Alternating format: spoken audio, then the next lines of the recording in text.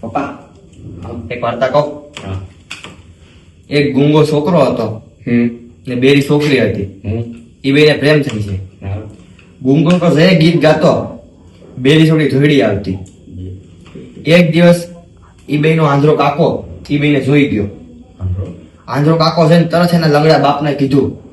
લંગડા બાપે જેવી વાત સાંભળી સાયકલ કાઢી કિક મારી ને ઘોડો લઈને તબડી બેઠી નાખ્યું.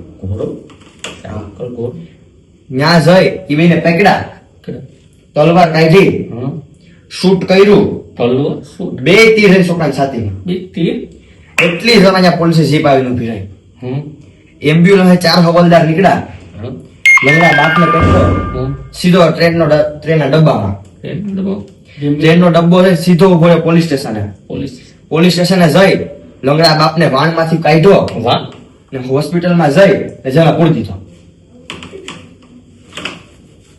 આવું કરો માથું પણ જોવાનું.